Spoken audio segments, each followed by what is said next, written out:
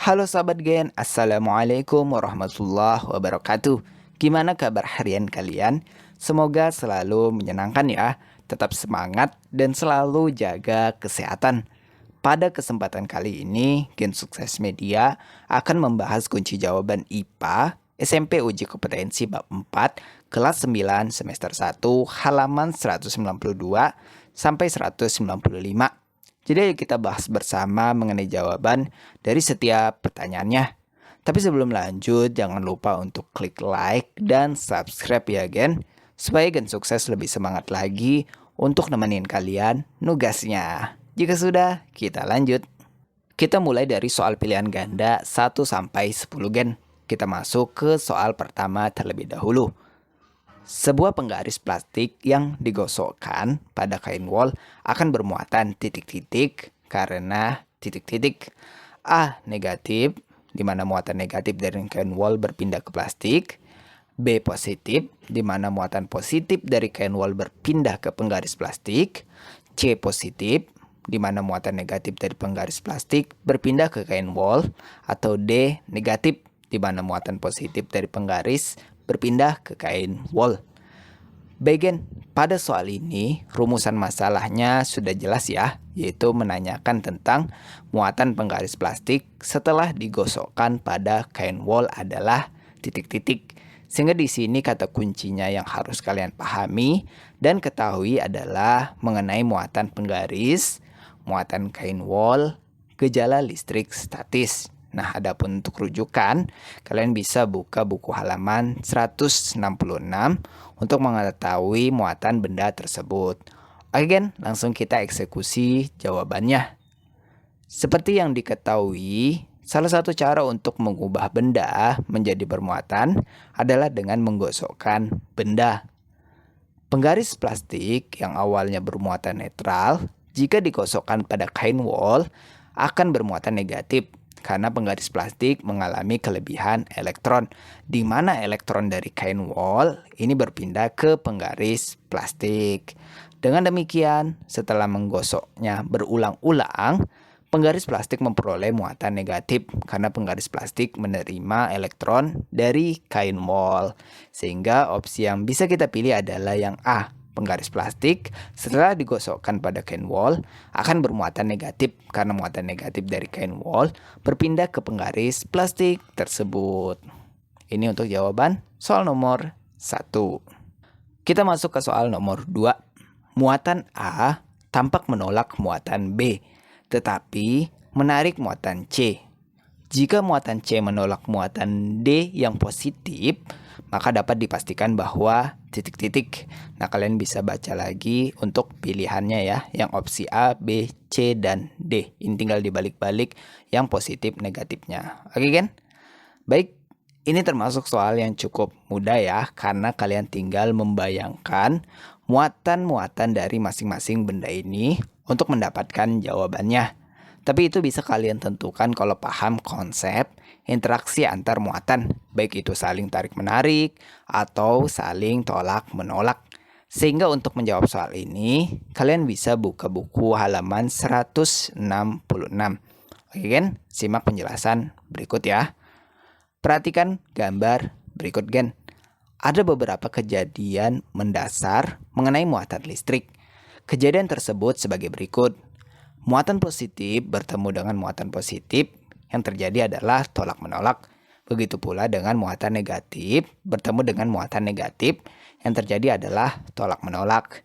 Sedangkan muatan negatif bertemu dengan muatan positif, yang terjadi adalah tarik-menarik. Sampai sini paham ya Gen? Jadi langsung kita tulis saja perumpamaan untuk menemukan muatan masing-masing benda yang ada di soal ini. Nah, diketahui dari soal bahwa benda D ini kan bermuatan positif. Ternyata D ditolak C, maka jenis muatan C sama dengan jenis muatan D. Alasan muatan sama karena ya saling tolak-menolak. Kemudian C diketahui bermuatan positif. Diketahui dari soal B menarik C, maka jenis muatan B tentu berbeda dengan C, sehingga B bermuatan negatif. Lanjut, diketahui A menolak B, maka muatan A tentu sejenis atau sama dengan muatan B, sehingga A bermuatan negatif. Jadi kalau perumpamaan ini pelan-pelan aja ya gen, nanti kalian paham sendiri kok. Didapat kesimpulan bahwa A bermuatan negatif, B bermuatan negatif, dan C bermuatan positif. Sehingga opsi yang bisa kita pilih adalah yang B. A bermuatan negatif, B negatif, dan C positif, dan D positif. Oke kan? Ini untuk jawaban soal nomor 2. Kita masuk ke soal nomor 3. Fungsi elektroskop untuk titik-titik. Bagian ini cukup mudah ya, karena yang ditanyakan langsung pada intinya, yaitu fungsi dari elektroskop adalah untuk titik-titik. Jadi kalau kalian ingin menemukan jawabannya, kalian bisa buka buku halaman 167. Oke kan? Berdasarkan penjelasan di buku, didapat bahwa elektroskop merupakan salah satu alat yang biasa digunakan untuk mengetahui muatan listrik pada suatu benda, sekaligus menentukan jenis muatan benda.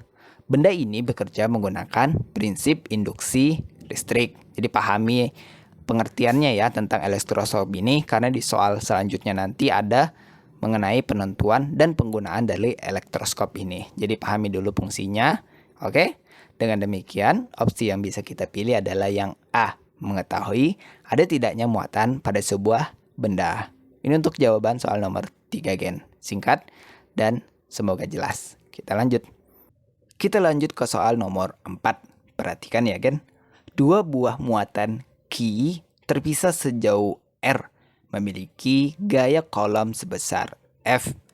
Jika jarak kedua muatan diubah menjadi 2 kali jarak mula-mula, maka besar gaya kolom yang dialami adalah menjadi titik-titik A4F, B2F, C1/2F, atau D1/4F. Bagian karena ini soal hitungan, maka yang perlu kalian pahami adalah mengenai konsep penerapan dari persamaan atau rumus hukum kolom, yang kalau di buku kalian penjelasannya ada di halaman 170. Kalian bisa perhatikan rumusnya sebagai berikut gen. FC sama dengan K dikali Q1 dikali Q2 dibagi R kuadrat. Dengan keterangannya yaitu untuk FC ini, atau bisa juga kalau kalian bingung dengan FC, kalian bisa tulis juga F aja. Maka ini keterangannya adalah untuk menjelaskan gaya kolom yang satuannya Newton. Kemudian K ini adalah konstanta yang nilainya 9 kali 10 pangkat 9. Dan untuk R kecil ini jarak antara dua muatan. Untuk Q1 dan Q2 ini untuk menjelaskan tentang besar muatan listrik benda. Untuk Q1 itu benda pertama dan Q2 untuk benda kedua. Bagian sampai sini semoga paham ya dengan keterangan dari rumus yang akan kita gunakan. Kali ini karena soalnya perhitungan, maka ada baiknya kita gunakan langkah diketahui, ditanya, dan dijawab. Jadi setelah mengetahui konsep rumus, hukum kolom, maka kita tulis terlebih dahulu yang kita ketahui dari soal ini. Diketahui dari soal bahwa FC1 sama dengan F. Ini tertulis jelas ya kan, kalau besar gaya kolom antara dua muatan ini awalnya adalah sebesar F. Kemudian R1 sama dengan R.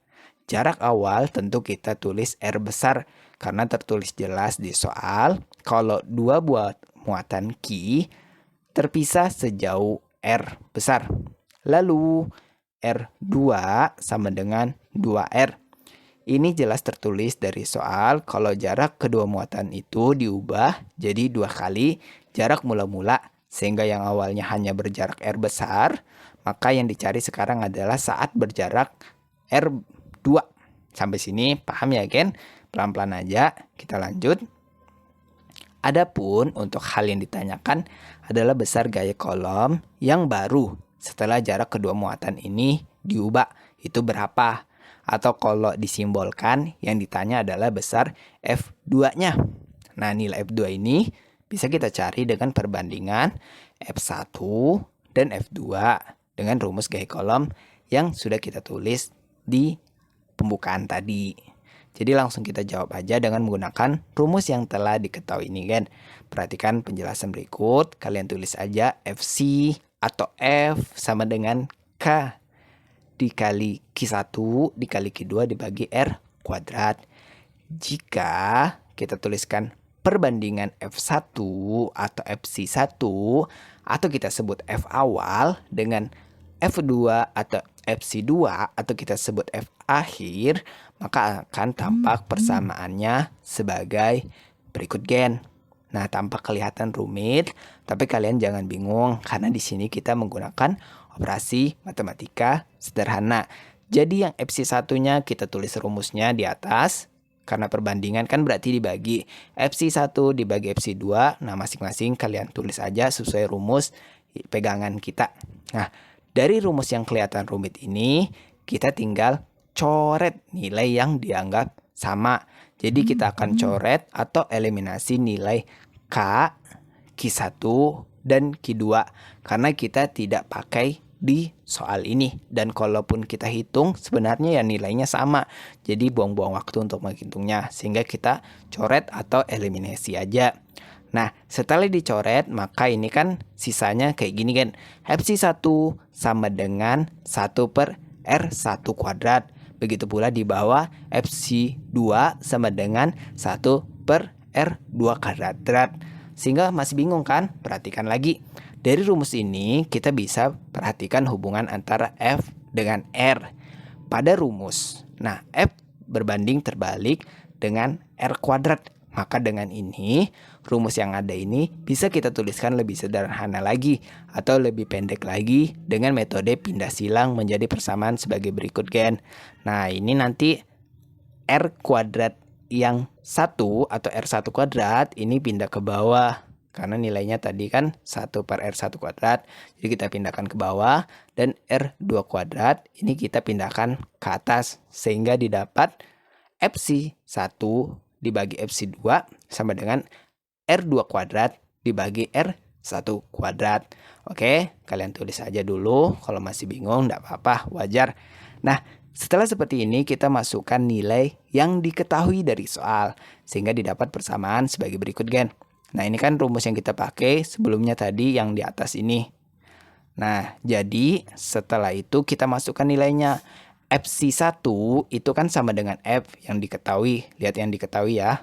Nah, maka kita ganti FC1 ini jadi F. Kemudian R2 ini kan nilainya 2R yang besar itu ya. Kalian lihat hal yang diketahui tadi kan. Nah, kita masukkan 2R jadi nilainya 2R kuadrat.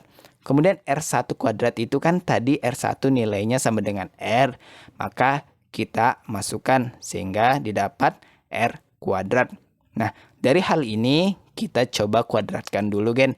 Jangan langsung dicoret-coret dulu. Perhatikan ya. 2R kuadrat artinya kan 2R kali 2R ya. Maka hasilnya nanti 4R kuadrat yang di bawah ini. Nah, R kuadrat artinya R kali R. Maka hasilnya tetap R kuadrat. Nah, dari sini kita bisa coret nilai yang sama, yaitu R kuadratnya. Nah, dari sini jika kita menggunakan operasi kali silang didapat persamaan sebagai berikut gen. Tadi kan di sini nilainya F sama dengan 4. Nah, dibagi FC2 sama dengan 1 ya sebenarnya di sini, atau bahasa lainnya F dibagi FC2 sama dengan 4 dibagi 1. Karena nilai yang di R kuadrat yang kita coret di bawah ini kan sebenarnya 1 ya. Di situ 1 kali R kuadrat. Jadi kita kali silangkan aja. Kalian pastinya sudah pernah belajar kali silang ya atau pindah ruas. Maka F ini nilainya kita kali 1. Nah, di sini tulis F aja. Kemudian FC2 itu kita kali silang maka dikali dengan 4. Nah, sehingga kita tulis nilainya 4 dikali FC2 sama dengan F. Sehingga persamaan akhirnya untuk menentukan besar kali kolom yang dialami adalah FC2 sama dengan F per 4 atau 1 per 4 kali F. Maka didapat kesimpulan bahwa besar gaya kolom yang dialami adalah menjadi 1 per 4 F. Sehingga opsi yang bisa kita pilih adalah yang D, 1/4 F. Pasti bingung, tapi tidak apa-apa, Gen. Semoga kalian bisa bahas dengan guru kalian ya. Ya, ini gambaran penyelesaiannya. Oke? Masuk ke soal nomor 5. Masih soal hitungan, tetap semangat. Gaya kolom yang dialami oleh muatan A dan B adalah 7 kali 10 pangkat negatif 4 Newton. Jika besar muatan B adalah 2 kali 10 pangkat negatif 6 kolom, maka besar kuat medan listrik yang dirasakan oleh muatan B adalah titik-titik.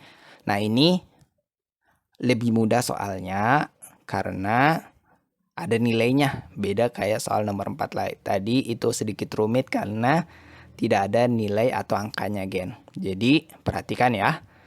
Kalian bisa perhatikan soal perhitungan ini. Nah, untuk penyelesaian soal ini, maka konsep rumus atau persamaan yang harus diketahui adalah mengenai kuat medan listrik yang penjelasannya dapat kalian temukan di halaman 173 buku pegangan IPA kalian. Oke kan? Langsung kita eksekusi jawabannya.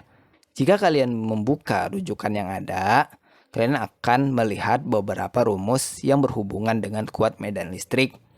Kalian bisa menggunakan rumus tersebut tergantung dari apa yang diketahui dari soal.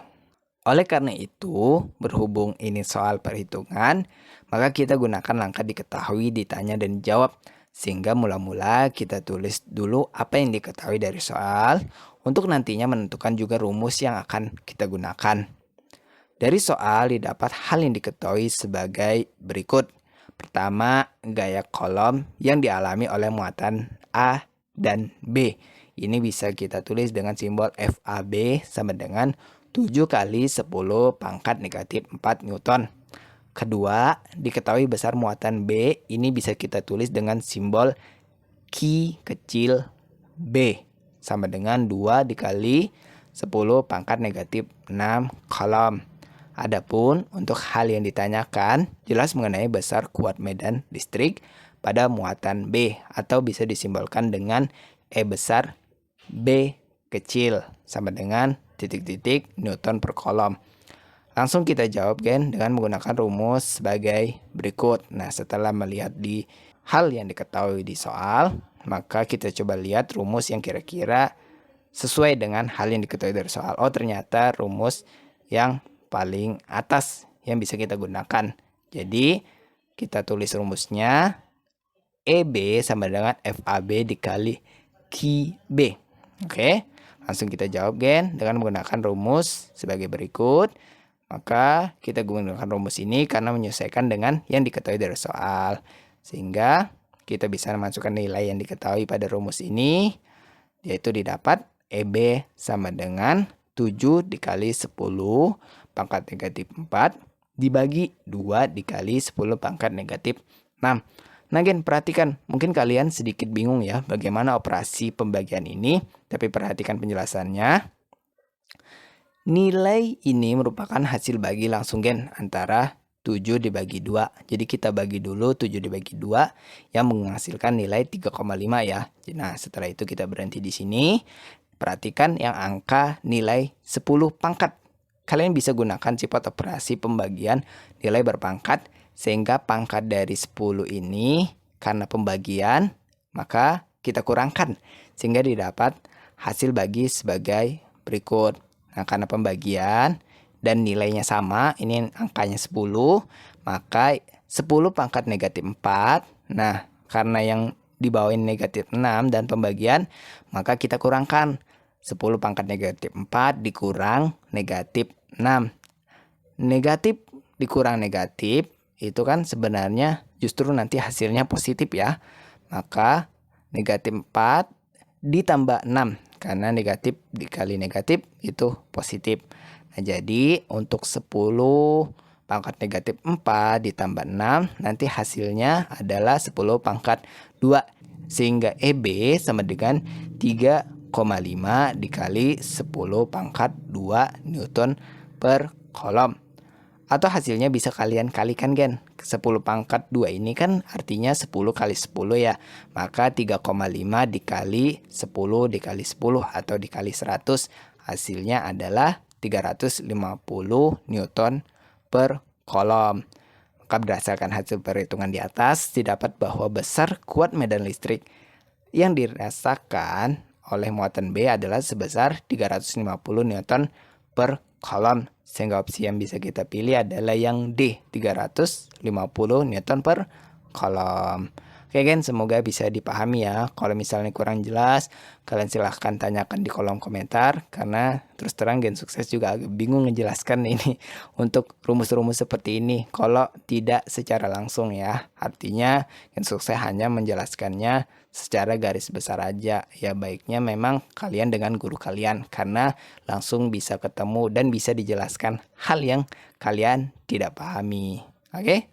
Lanjut ke soal 6, perhatikan gambar berikut. Nah, kalian di sini ada ditawarkan dua gambar. Muatan A ini ada 3 positif, muatan B ada 3 negatif.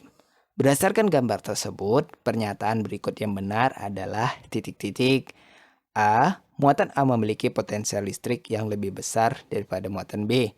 B, muatan A memiliki potensial listrik yang lebih kecil daripada B. C, muatan A dan B memiliki potensial listrik yang sama.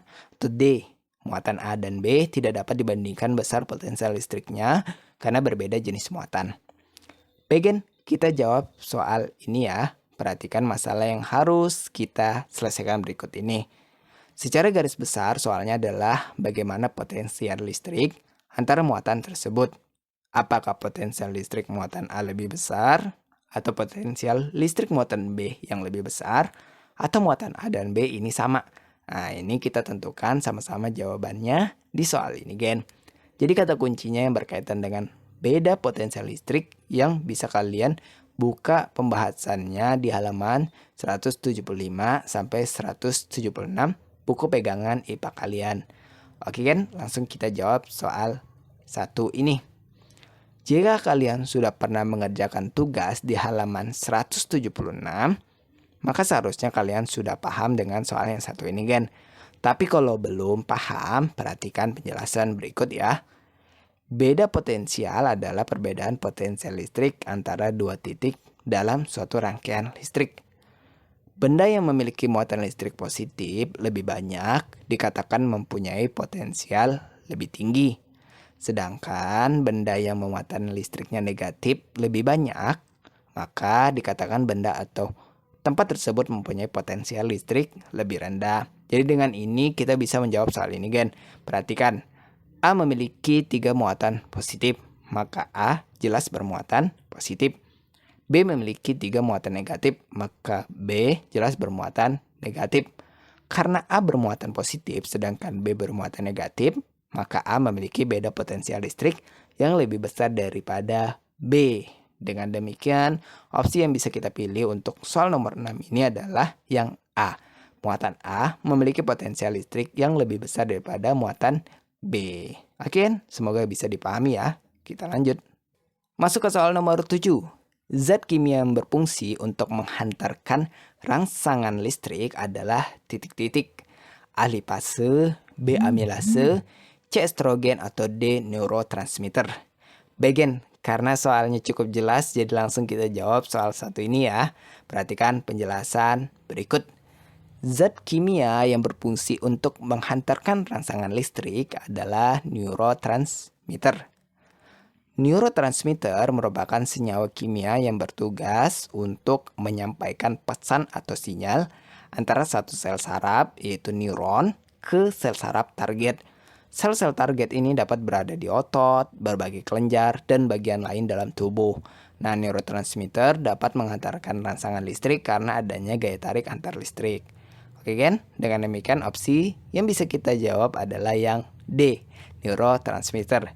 Jawaban ini jelas ya gen, karena pilihan A dan B, yaitu lipase dan amilase, ini merupakan enzim yang berkaitan dengan proses pencernaan.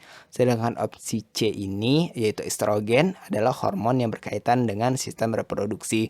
Jadi juga bukan pilihannya yang tepat. Yang tepat tadi adalah yang D, yaitu neurotransmitter. Kita lanjut. Soal nomor 8. Akson atau neurit berfungsi untuk titik-titik. A. Mempercepat jalannya impuls saraf. B. Meneruskan impuls dari dendrit ke akson. C. Meneruskan impuls dari badan sel saraf ke sel saraf lain. D. Menerima impuls dari sel lain dan meneruskan ke badan sel. Oke kan? Jadi untuk soal ini perhatikan akson atau neurot ini satu bagian ya, bukan dua nama atau dua bagian. Ini satu nama dan satu bagian, akson atau neurit. Nah, untuk yang impuls ini bukan impuls ya, tapi ini bentuknya rangsangan. Oke?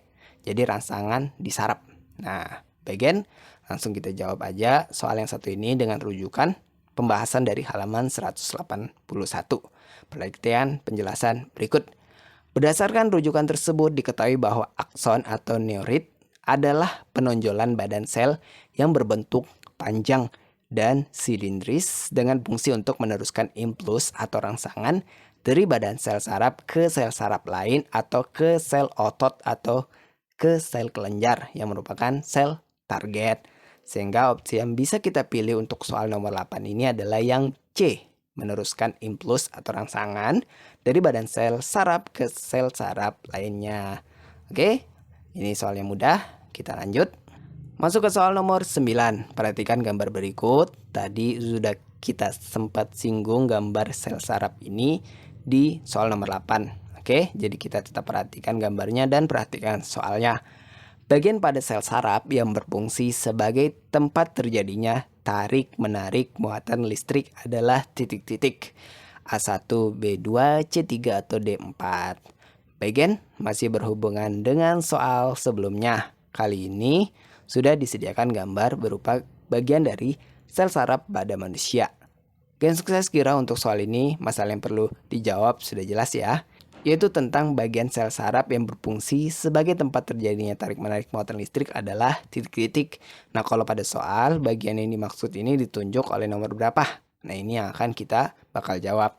Oke kan, kalau di buku jawabannya dapat kalian temukan di halaman 182. Langsung kita jawab ya soal ini. Bagian pada sel saraf yang berfungsi sebagai tempat terjadinya tarik-menarik muatan listrik adalah bagian nodus transfer. Atau kalau pada soal ditunjuk oleh nomor 4. Nodus transfer adalah daerah akson yang tidak diselubungi oleh selubung myelin dan berfungsi sebagai tempat terjadinya tarik-menarik muatan listrik di membran sel saraf. Jadi kalian perhatikan pada akson ini kan yang memanjang tadi ini terdapat selubung myelin. Nah, di antara sela-sela selubung myelin ini terdapat bagian yang tidak diselubungi atau tidak dilindungi. Nah, di sekat-sekat ini kalau kalian perhatikan itu tempat yang namanya atau kalian bisa melihat bagian berupa nodus transfer. Dengan demikian, opsi yang bisa kita jawab atau bisa kita pilih adalah yang D, nomor 4 yang menunjukkan bagian nodus transfer. Oke, kita lanjut. Kita masuk ke soal nomor 10 atau soal terakhir di sesi soal pilihan ganda ini gen. Berbagai hewan yang memiliki kemampuan menghasilkan muatan listrik umumnya memiliki sistem khusus pada tubuhnya yang disebut sebagai A. Elektrisitas, B. Elektroplas, C. Elektroreseptor, atau D. Neurotransmitter. D. Neurotransmitter ini bukan ya, karena pilihannya sudah lain atau sudah kita ketahui pengertian dari neurotransmitter ini. Jadi ada 3 opsi aja yaitu A, B, C yang bisa kita pilih mana yang benar. Bagian langsung kita jawab aja soal ini. Perhatikan penjelasan berikut ya. Jika kalian membuka buku halaman 184 dan 185 yang berkaitan dengan hewan-hewan penghasil listrik, maka kalian akan menemukan istilah elektroplas dan elektroreseptor. Jadi di sini ada 2 pilihan, apakah elektroplas atau elektroreseptor. Oke kan, jika kalian perhatikan penjelasan ini pada buku baik-baik, maka jawaban yang bisa kita pilih adalah bagian elektroplas. Organ listrik khusus itu disebut elektroplas atau elektroplaquage. Elektroplas adalah bagian dari hewan yang mampu menghasilkan listrik statis bertegangan tinggi. Kalian bisa buka rujukan dari n.wikipedia.org untuk menemukan penjelasan tentang elektroplas ini. Kira-kira terjemahannya seperti ini kan. Organ listrik terdiri dari tumpukan sel khusus yang menghasilkan listrik. Ini secara beragam disebut elektrosit, elektroplaquense, atau elektroplas. Nah, bagaimana dengan elektroreseptor? Ini sesuai namanya ya Gen, kalau diambil dari kata reseptor, berarti kan berkaitan dengan fungsi menerima sinyal atau menerima rangsangan. Sehingga elektroreseptor diartikan sebagai sel penerima rangsangan berupa listrik. Dari sini paham ya Gen, kalau yang ditanya mengenai kemampuan menghasilkan muatan listrik, maka pilihan yang bisa kita pilih jawabannya adalah yang B, elektroplas. Kita sekarang masuk ke soal esai Gen.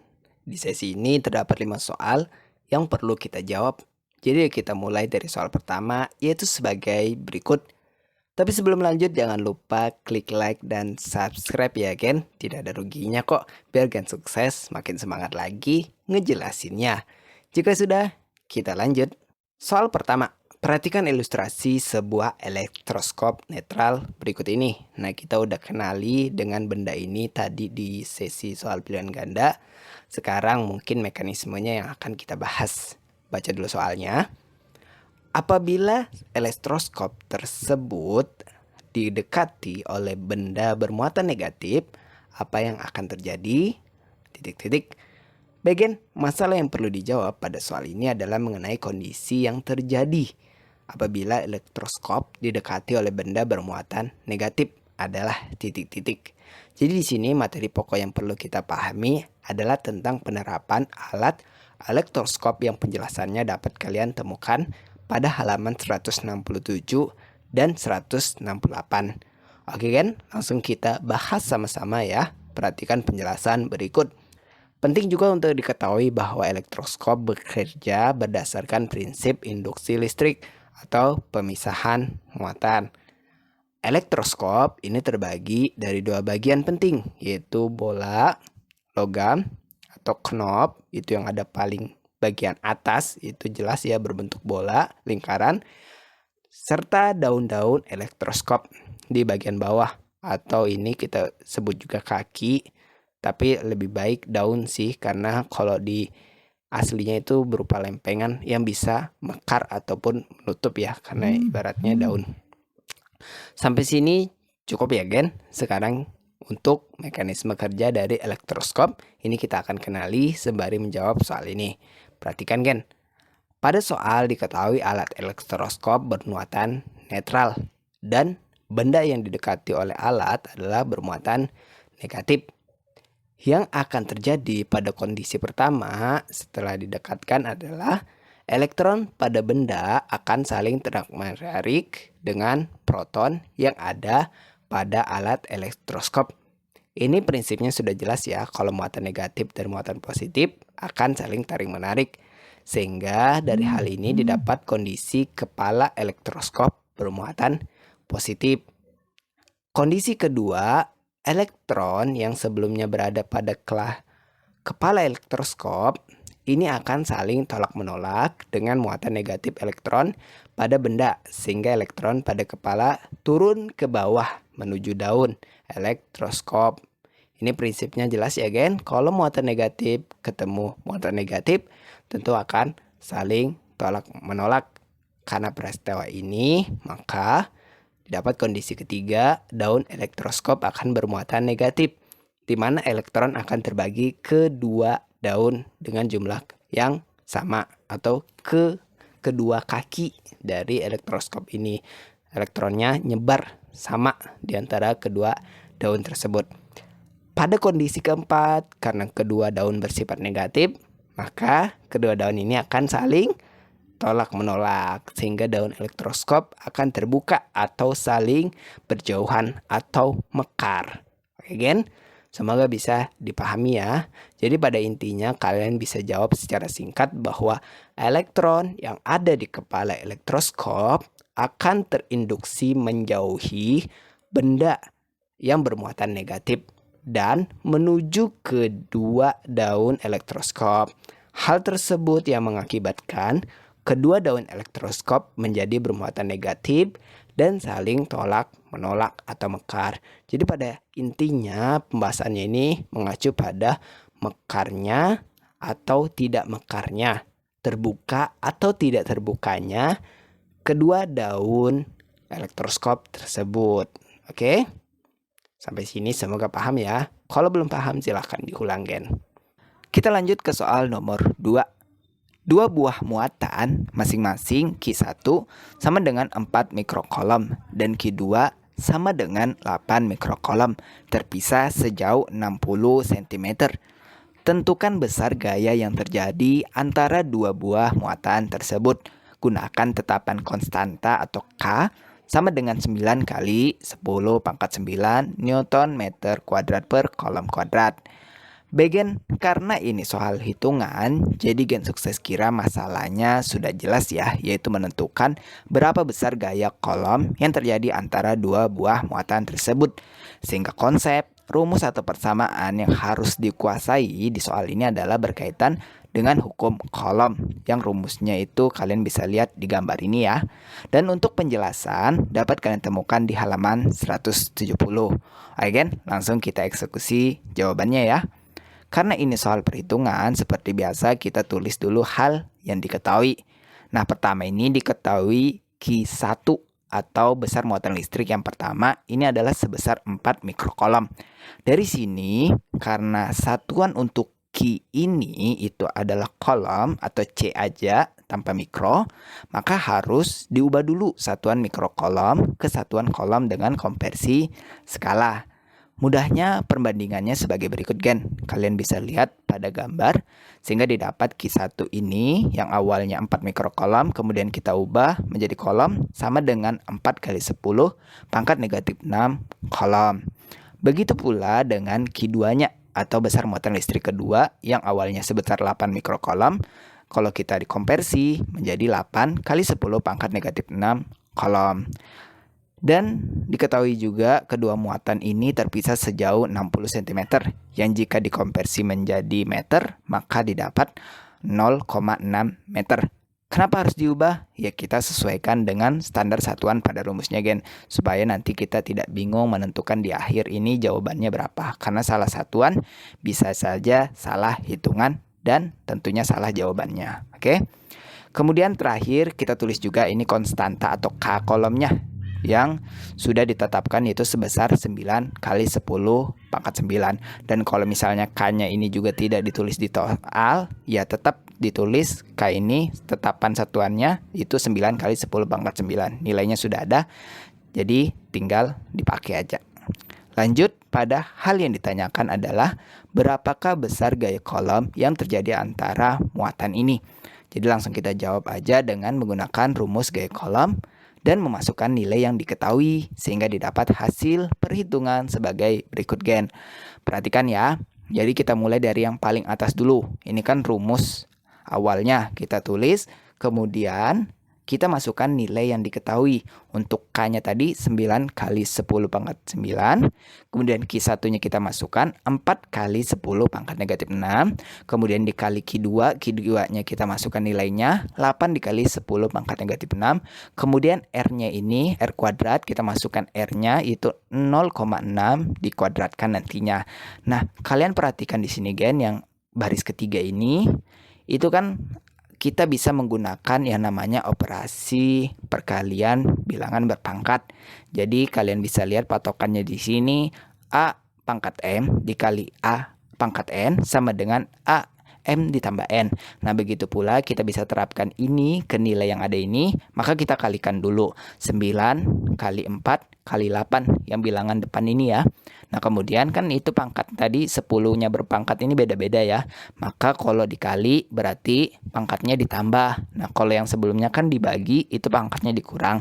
Jadi kita setarakan semua, kita taruh semua di ujung yaitu 10 pangkat 9 ditambah pangkat negatif 6, ini kan negatif 6 ya pangkatnya, ditambah pangkat negatif 6 lagi. Nah sudah seperti ini, kita jangan lupa bagi 0,6 kuadrat. Nah selanjutnya kita kalikan dulu yang nilai awal tadi, yaitu 9 kali 4 kali 8 itu 288 hasilnya. Dan yang ini setelah kita tambahkan 9 tambah negatif 6 ini kan artinya kalau positif ketemu negatif ini kan jadinya negatif ya. Maka 9 dikurang 6 itu kan hasilnya 3 ya. Nah, 3 kemudian dikurang 6 lagi kan negatif 3. Jadi 10 pangkat negatif 3 dibagi 0,6 kuadrat berarti 0,6 dikali 0,6. Maka hasilnya 0,36. Maka FC sama dengan, nah 288 kita bagi dengan 0,36. Maka hasilnya nanti 800. Nah 10-nya kita tulis lagi 800 kali 10 pangkat negatif 3. Nah sampai sini sebenarnya sudah bisa. Jawabannya kalian tulis segini, tapi alangkah baiknya kita selesaikan aja, yaitu 800 dikali 0,001. Nah ini 0,001 ini dari mana? Kalian perhatikan tabel-tabel yang rujukannya ini. Sebenarnya 10 pangkat negatif 3 ini itu artinya 10 bagi 1000. Nah kalau negatif 2 bagaimana? Ya 10 bagi 100. Kalau negatif 1 ya 10 bagi 10. Jadi perhatikan aja ininya. Maka 10 negatif 3 itu setara dengan 0,001. 800 kali 0,001 didapat FC sama dengan 0,8 Newton. Maka berdasarkan uraian perhitungan di atas, didapat besar gaya yang terjadi antara dua buah muatan tersebut adalah sebesar 0,8 Newton. Oke, kita masuk ke nomor 3 gen. Masih soal hitungan ya, jadi tetap semangat. Gaya kolom yang dialami kedua muatan A dan B adalah sebesar 8 kali 10 pangkat negatif 4 Newton. Jika besar muatan A dan B masing-masing sebesar 2 kali 10 pangkat negatif 6 kolom dan 4 kali 10 pangkat negatif 6 kolom, berapakah besar medan listrik yang ditimbulkan oleh muatan A dan oleh muatan B? Bagian soal ini masih berhubungan dengan gaya kolom, akan tetapi konsep dan rumus yang perlu kita kuasai adalah tentang kuat medan listrik yang pembahasannya dapat kalian temukan di halaman 173 buku pegangan IPA kalian. Kalau kalian perhatikan rumus yang berkaitan dengan penentuan besar medan listrik, kalian bisa lihat beberapa rumus yang bisa digunakan gen. Tapi ini bergantung nilai yang diketahui dari soal untuk menentukan rumus yang digunakan. Sampai sini paham ya gen? Baik, karena ini soal perhitungan maka kita gunakan langkah diketahui, ditanya dan dijawab. Pertama kita tulis dulu hal yang diketahui dari soal, yaitu sebagai berikut. Diketahui gaya kolom muatan A sama dengan gaya kolom muatan B, yaitu sebesar 8 kali 10 pangkat negatif 6 Newton. Jadi sama ya untuk F-nya ini nilainya. Kemudian diketahui besar muatan A atau disimbolkan dengan QA sebesar 2 kali 10 pangkat negatif 6 kolom. Kemudian diketahui juga besar muatan B atau di sini kita simbolkan dengan QB sebesar 4 kali 10 pangkat negatif 6 kolom. Pada soal, hal yang ditanyakan adalah mengenai berapa besar medan listrik yang ditimbulkan oleh muatan A dan berapa besar medan listrik yang ditimbulkan oleh muatan B. Sehingga pada soal ini ada dua penyelesaian untuk menentukan besar medan listrik kedua muatan tersebut. Oke gen, langsung kita jawab satu persatu ya, karena yang diminta ini dua nilai. Soal pertama menentukan besar medan listrik yang ditimbulkan oleh muatan A. Rumus yang digunakan adalah E sama dengan F dibagi Q muatan uji, atau di sini kita simbolkan dengan QA. Sehingga tinggal dimasukkan nilai yang diketahui pada rumus sehingga didapat hasil perhitungan sebagai berikut. Perhatikan ya gen, mulai dari yang rumus dulu. EA sama dengan FA dikali QA. Nah, kemudian EA sama dengan kita masukkan nilai yang diketahui untuk FA dan QA-nya. Maka 8 kali 10 pangkat negatif 4 dibagi 2 pangkat 2 dikali 10 pangkat negatif 6. Maka perhatikan lagi, 8 bagi 2-nya ini kita bagi dulu. Maka 8 bagi 2 kan 4. Nah, kemudian ini patokannya operasi pembagian bilangan berpangkat. Kalian lihat A pangkat M dibagi A pangkat N, maka nilainya bisa juga A pangkat M dikurang N. Begitu juga dengan rumusnya yang ini kalian perhatikan. Tadi 8 bagi 2 itu kan sudah 4, kita tulis 4. Nah kemudian 10 pangkatnya ini kan negatif 4, itu dikurang negatif 6.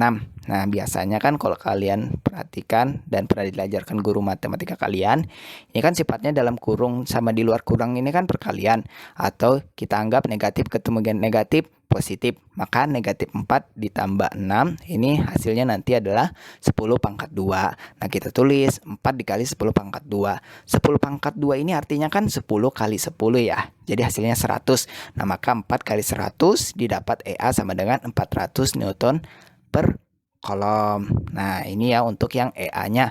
Lanjut pada soal kedua, yaitu menentukan besar medan listrik yang disimbolkan oleh muatan B. Kita gunakan rumus yang sama, tetapi nilai atau simbolnya berbeda ya, Gen. Karena kan tadi EA, sekarang EB. Nah, tinggal kita masukkan aja nilai yang diketahui untuk FB-nya dan QB-nya, sehingga didapat hasil perhitungan sebagai berikut. Perhatikan, ini rumusnya, kita masukkan nilainya 8 kali 10 pangkat negatif 4 dibagi 4 kali 10 pangkat negatif 6. 8 dibagi 4 sama dengan 2. Nah, begitu pula ini pangkatnya 10 pangkat negatif 4 dikurang negatif 6, maka didapat 10 pangkat 2. 2 kali 10 pangkat 2, 10 kali 10 100, 2 kali 100 sama dengan 200 Newton per kolom. Jadi, besar medan listrik yang ditimbulkan oleh muatan A adalah 400 Newton per kolom, dan besar medan listrik oleh muatan B adalah 200 Newton per kolom. Jadi bisa dipahami ya, Gen. Ini rumusnya simpel kok daripada yang sebelumnya. Lanjut ke soal nomor 4. Mengapa petir lebih sering menyambar pohon kelapa yang tinggi dibandingkan pohon mangga yang lebih pendek? Oke, Gen, kali ini kita istirahat dari soal hitungan yang cukup bikin mumet kayak tadi ya.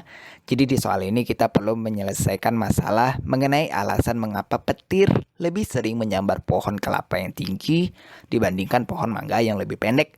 Jadi masalahnya cukup jelas ya, Gen. Dan untuk pembahasan mengenai petir, kalian bisa buka buku halaman 175. Akan tetapi untuk alasan pasti untuk jawaban soal ini, kalian tidak bisa temukan di buku pegangan kalian, sehingga harus mencari rujukan melalui buku lain ataupun internet. Oke, langsung kita jawab soal ini. Perhatikan penjelasan berikut. Alasan mengapa petir lebih sering menyambar pohon kelapa yang tinggi dibandingkan pohon mangga yang lebih pendek adalah karena karakteristik dari petir itu sendiri dan juga berkaitan dengan karakteristik bagian pohon kelapa itu sendiri. Pertama, karena karakteristik dari petir ini lebih cenderung menyambar tempat atau benda-benda yang lebih tinggi. Ingat ya, kata cenderung bukan berarti yang lebih pendek tidak bisa tersambar petir ya. Perhatikan, lebih cenderung artinya lebih sering menyambar yang tinggi ya. Kedua, karena karakteristik daun kelapa yang memanjang dan terpisahkan bahkan cenderung meruncing. Hal ini berkaitan dengan muatan listrik statis yang cenderung berkumpul lebih banyak pada ujung yang tajam daripada permukaan yang datar. Sehingga dengan hal ini, sambaran petir terhadap pohon kelapa lebih mudah dan sangat sering terjadi selama badai petir. Ini ya, dua alasannya, Gen, untuk menjelaskan mengapa petir lebih sering menyambar pohon kelapa yang tinggi dibandingkan pohon mangga yang lebih pendek. Semoga bisa dipahami. Kita masuk ke soal esai terakhir, Gen. Soalnya adalah sebagai berikut. Mengapa kelistrikan pada sel saraf pada umumnya tidak dapat diukur dengan menggunakan amperemeter biasa? Bagian untuk soal ini, Gen Sukses kira sudah cukup jelas mengenai rumusan masalahnya. Dengan jelas, kata kuncinya adalah berkaitan dengan kelistrikan pada sel saraf dengan rujukan dapat kalian temukan di halaman 178. Pada soal ini juga kalian harus paham tentang apa itu alat amperemeter dan sedikit penerapannya. Oke kan? Langsung kita eksekusi jawabannya. Kelistrikan pada sel saraf bukan merupakan listrik dinamis yang dapat mengalir seperti pada listrik rumah tangga, namun lebih ke arah gejala kelistrikan berupa munculnya muatan listrik yang akan memicu munculan muatan listrik berikutnya di sepanjang akson atau pada bagian badan sel. Dan besar muatan listrik ini juga terjadi pada sel saraf ini sangat kecil. Karena bukan listrik dinamis atau listrik yang mengalir, dan besar muatan listriknya yang terjadi pada sel saraf ini sangat kecil, maka alat amperemeter biasa ini tidak akan bisa mengukur nilai arus listrik yang ada tersebut. Jadi ini singkatnya untuk penjelasan mengenai mengapa kelistrikan pada sel saraf ini tidak dapat diukur dengan amperemeter biasa. Akhirnya, semoga bisa dipahami. Oke sahabat Gen, demikian pembahasan kunci jawaban IPA Uji Kompetensi Bab 4 kelas 9 semester 1 halaman 192 sampai 195. Terima kasih karena telah menonton videonya sampai akhir. Jika dirasa video kali ini bermanfaat, mohon dukungannya dengan cara klik like dan subscribe agar Gen Sukses lebih semangat lagi buat pembahasan kunci jawaban lainnya. Sampai jumpa di postingan video berikutnya. Akhir kata terima kasih dan wassalamualaikum warahmatullahi wabarakatuh.